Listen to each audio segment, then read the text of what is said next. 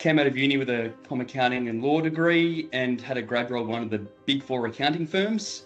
And it was in corporate tax. And I thought, oh, com accounting and law is going to be the perfect marriage together for corporate tax. Then I've learnt the very harsh reality between concept and content. And when I went into the role, didn't like it.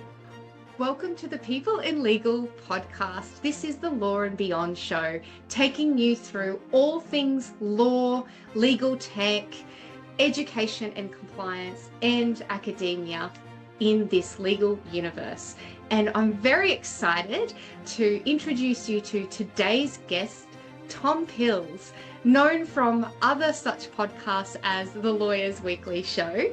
Tom is probably going to be my most famous lawyer guest on the show for a little while. He has also written for Thomson Reuters, LexisNexis, and has been featured for comment on Channel 7 News, A Current Affair, and 3AW Radio, as well as taken part in various Australian government drone-related working groups, because Tom Pills is the drone lawyer.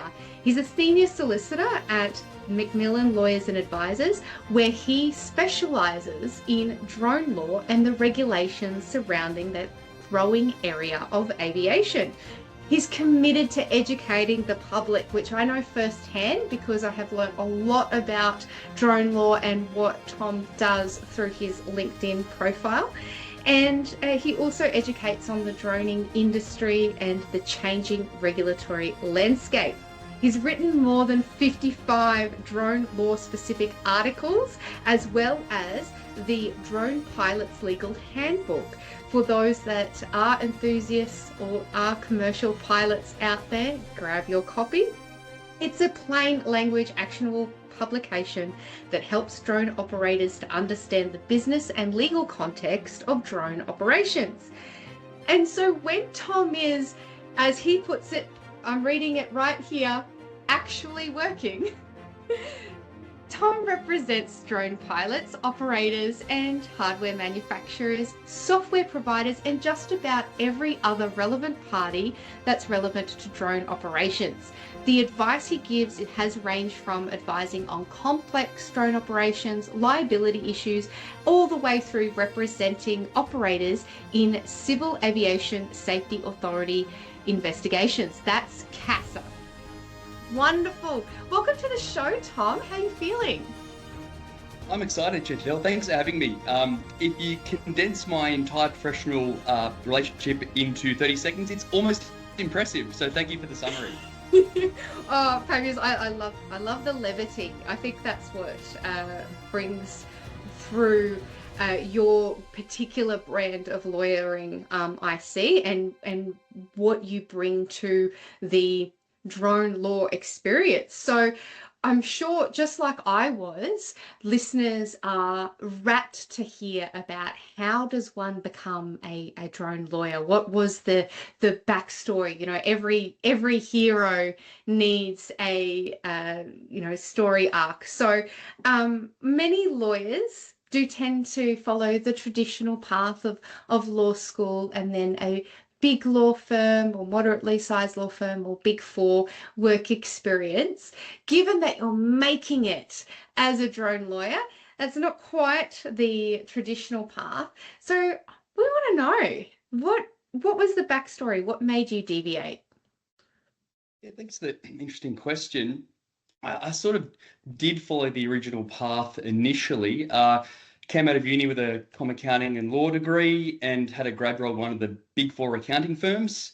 And it was in corporate tax. And I thought, oh, com accounting and law is going to be the perfect marriage together for corporate tax. Then I've learnt the very harsh reality between concept and content. And when I went into the role, didn't like it, didn't resonate with me, didn't like the work. Interpersonally, didn't get along too well, and my buddy didn't seem to like me very much. So that was an interesting, jarring lesson. And then from there, I moved more from the big four accounting firm into more boutique law firm. And that was a very interesting change.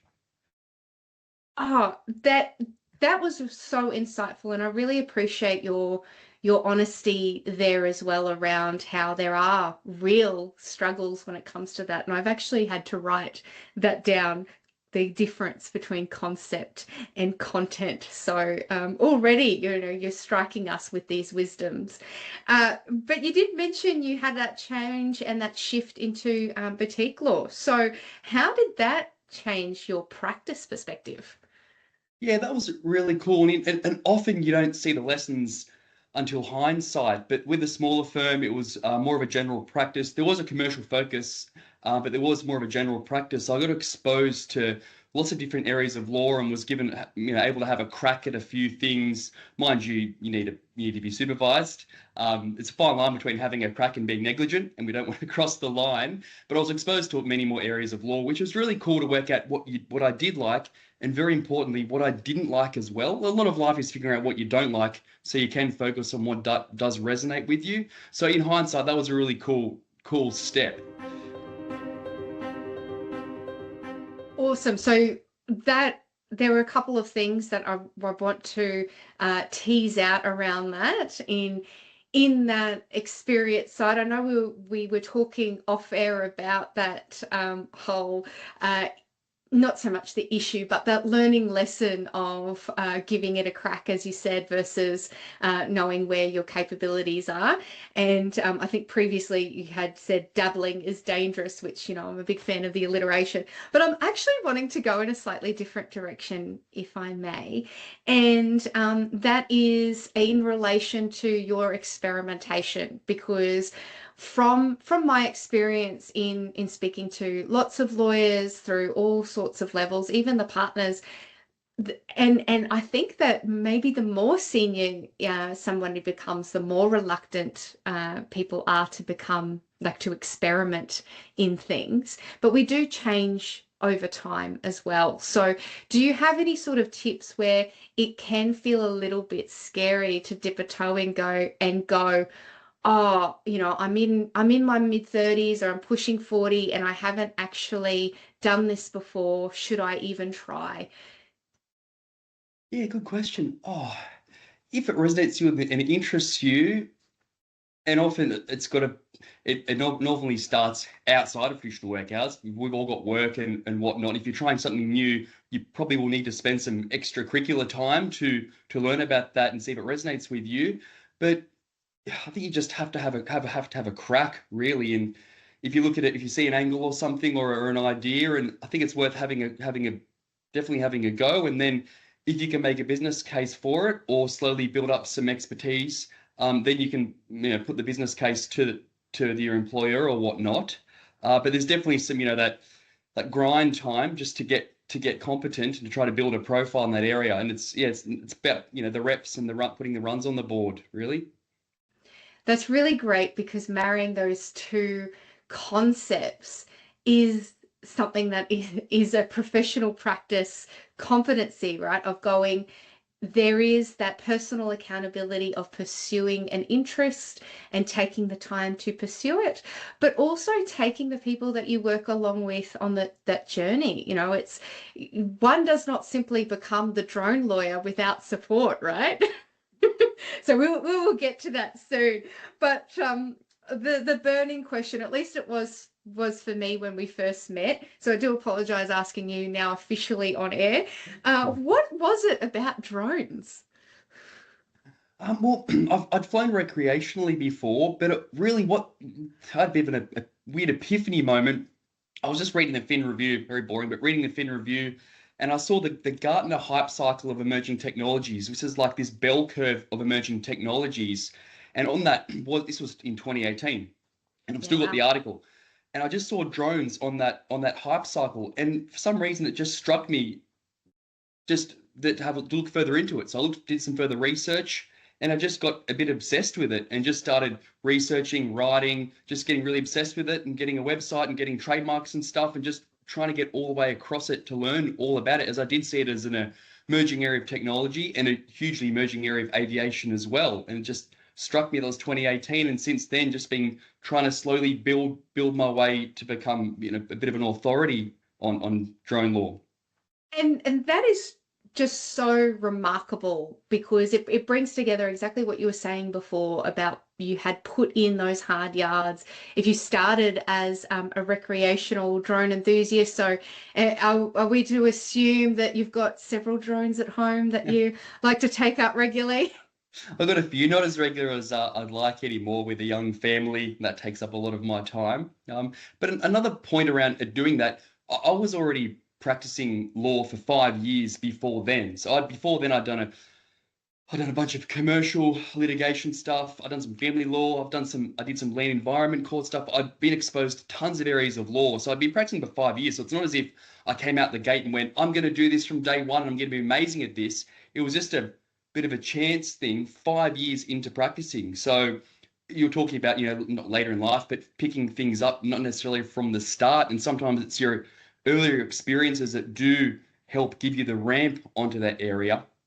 And now I use a lot of my commercial experience with my drone clients because they're businesses. So not all the advices are about the civil aviation safety regulations. A lot of it's just general commercial stuff. And thanks to my previous work in commercial work, I can bring that to my drone clients. So it definitely wasn't a straight out of the gate type of thing. It was a learning, evolving experience. Absolutely. And it doesn't actually come from nothing. I'm going to quote Ben Hayden Smith. He is at Bond University, does the innovations hub there, and he had posted recently on LinkedIn, and man, we should really get them on as sponsors, eh? So the post that he was talking about was how many successful entrepreneur startups come from those age brackets of mid 30s to mid 40s. And so it really does show that experience is incredibly helpful in that innovation and entrepreneurship that you showcase in your own practice in law. So that is, I guess, a great testament to being youthful or new to the legal universe. Is really, you have to drink from that fire hose, see what sticks, because you don't know what's going to be next on that Gartner Hype Cycle for you to be the next future lawyer. And this is really a massive amount of convergence in all of your areas of practice as well that you just said.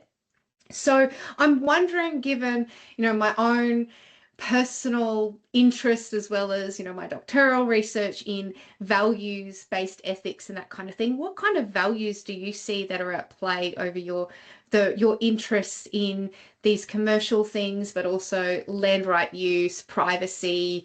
Obviously, human rights would come into that too, I would suspect, a little bit, and obviously commercial realities. So for you, what is your core values at play? I've thought about this before, and I think three core values that I think underplay it all are integrity, trust, and exactitude. Because integrity is about, as you know, I know everyone knows that, but just about being believable and authoritative and true, and having standing. And then trust. We need our clients to trust us. They're handing us their matters, and they're handing us money. This is business. They have to trust us that what we're doing is in their best interest. And as lawyers, our first duty is to the court. We're officers of the court, and straight after that is our duty to clients, obviously. And both of those ensure that we are aligned to do things ethically, which is what we do. And then so I said, and what was my third point? I said, integrity, trust, and exactitude. Exactitude. Yeah, we work in the. Thank you for that. We work in the grey a lot, but we still nonetheless need to be precise. So it's kind of we work in the grey as lawyers, but within that, everything we do around that must be precise and have a basis and have an authority. Everything we say, I think, really needs a basis and an authority for that. And that's the exactitude, notwithstanding we're working in the grey. So if I give you an opinion about something in the grey, I need to have a strong basis on how I arrived at that as a lawyer. Well, that's how I see it as well. There is opinion, and you look at all that, and then all I'm saying is every decision we make must have a strong basis, sort of the way I see it. I can give you the authority for that. There's this beautiful quote in D'Alessandro, which is a legal services commissioner case in New South Wales, where it's a quote from the Chief Justice in a different case, but it says that there can be multiple reasonable justifications for arriving at a different decision, and so that forms the basis of essentially what the practice of law is about and how you take those clients on that journey. So the fact that that's really important to you is something that I think has been recognized by your colleagues, but also your clients as they continue to instruct you on their drone matters.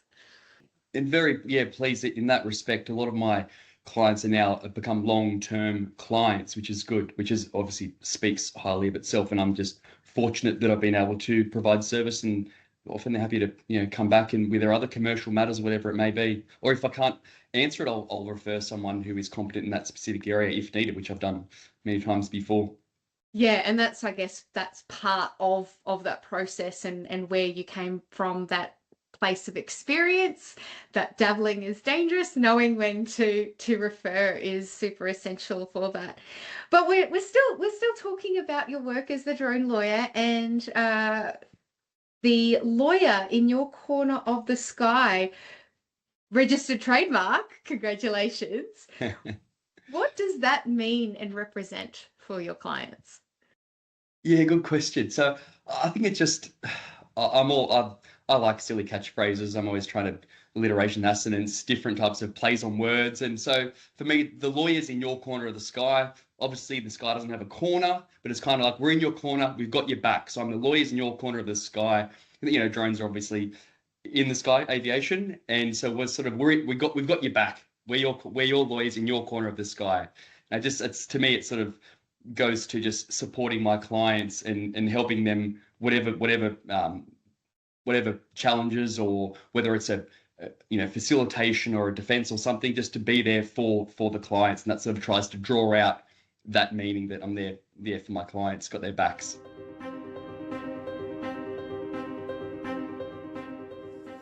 So pivoting slightly into more of that general practice sense, for the listeners that might be in legal tech and wanting to understand what the life of lawyers are like, or for those that are in practice and are just deeply interested in what you've got to say as well, which is always really interesting.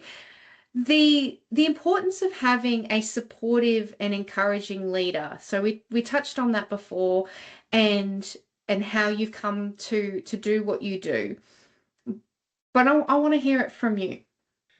Yeah, it's been great. Firms I've been with have been supportive, and like I said, you do a lot of out of hours stuff to try to build up a business case and build up something that's more than a hobby. It's a fine line between a hobby and then actually having authority and having clients, and people want to pay you for that advice. So I've always been a lot of out of hours type of stuff in writing articles and posts and things like that. And then it sort of came to a head where you get more and more matters in, and my work still varies from general commercial stuff and drone stuff. My drone stuff can range from, say, 20% of my work to 90% of my work. So there's always an oscillation between the really general commercial stuff, then the drone specific stuff, but then the drone clients with commercial stuff. So it's a bit of a mix.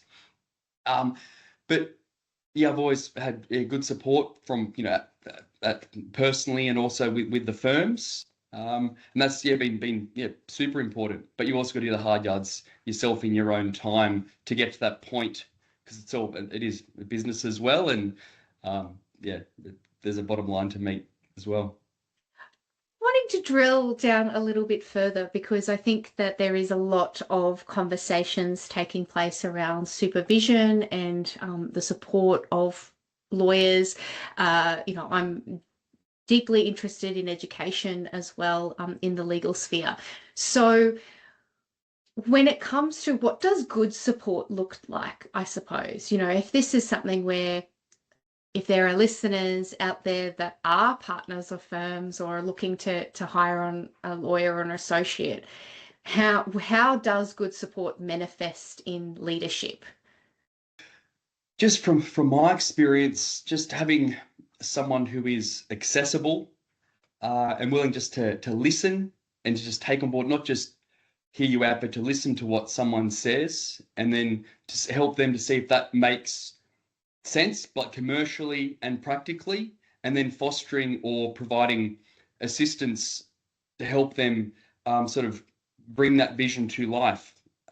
And so it's that fine line between supporting to a point and saying, will this work or will this not work?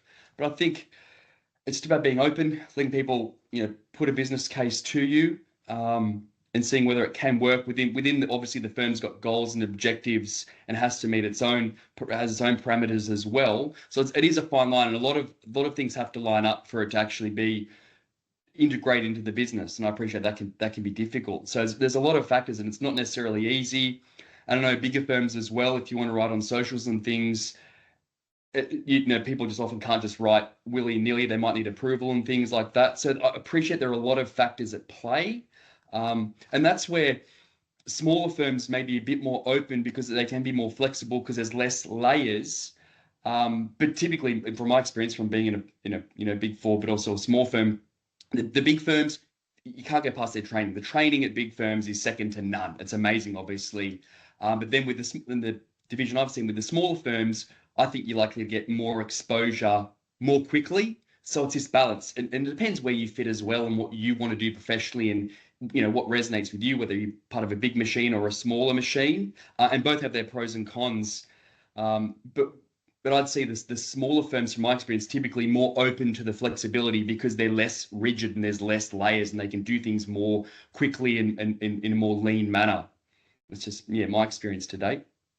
That is really, really good and insightful, because it also very much, I'm not sure if you realize, but what your experience that you just reflected on is what was uncovered in Simon Tupman's The Heart of Practice, which is a book about leadership. That those qualities of not just being able to listen, but also putting in those support structures to ask those challenging questions, but not in a way to shout down those new ideas. It's more about refining those ideas and making them make commercial sense within the context of the firm.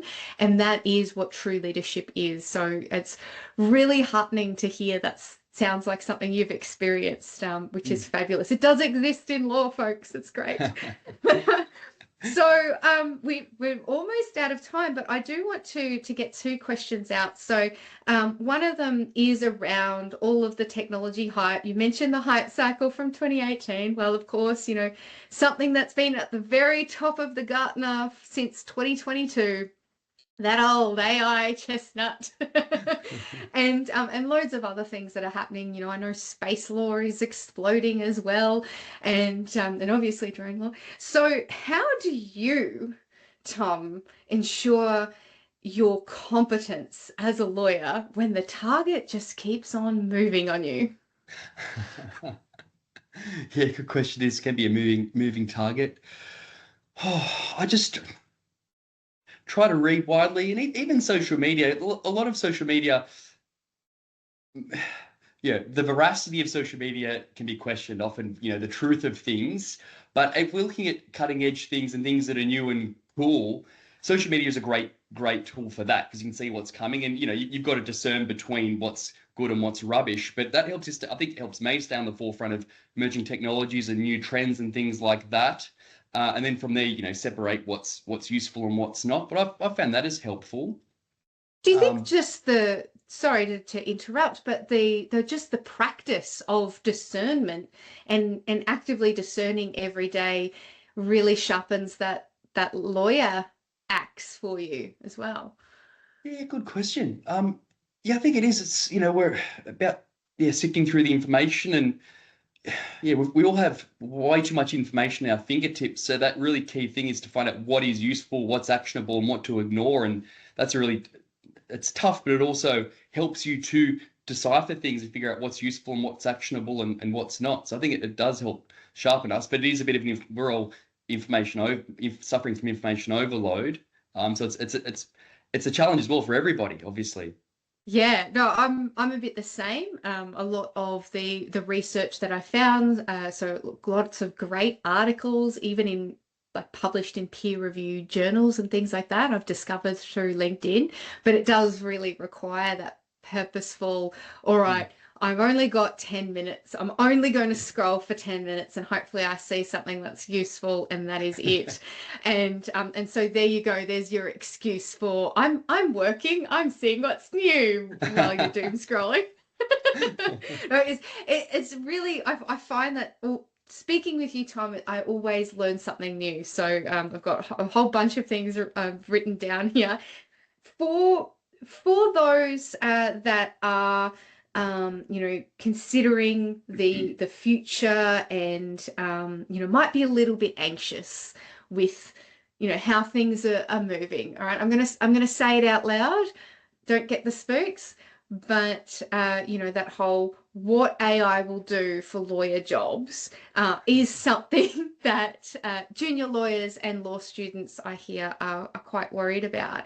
But you seem to have kind of found a little bit of a cheat code in the sense of you developed your experience and identified something new and you've worked on that and found a great support network to help you do that. So do you have like a piece of, short advice on how to, I guess, motivate people just to keep on going to find, their little drone nugget?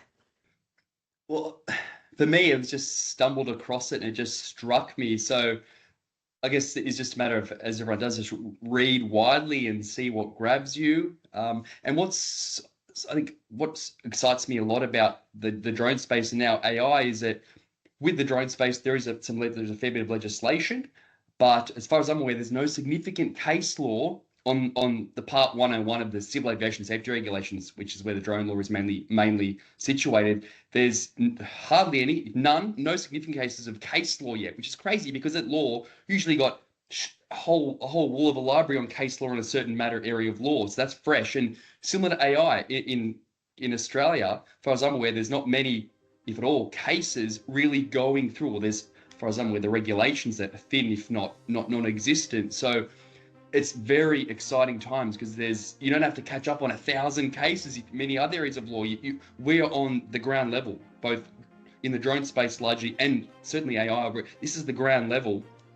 So it's cool to come into an area of law that you can pretty much read one of the first cases that'll ever be about that area of law. So that's the cool thing about the new stuff, I think. So it's just a matter of keeping just an open mind. I always say you don't want to get your ambitions mixed up with your abilities, but you got to have a crack. It's another classic Tomism. Don't get your ambitions mixed up with your abilities. Wonderful. Well, with the caveat of having a crack. Yes. And avoiding negligence case. Yeah. Yeah, this is true.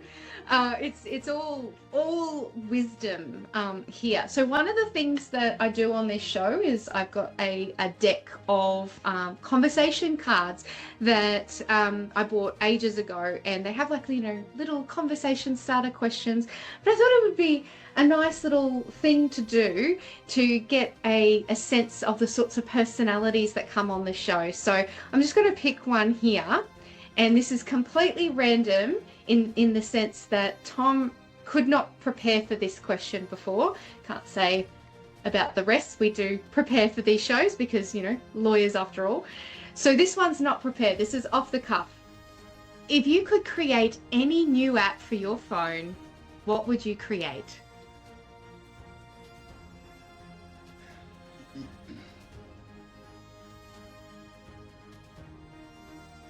a great question.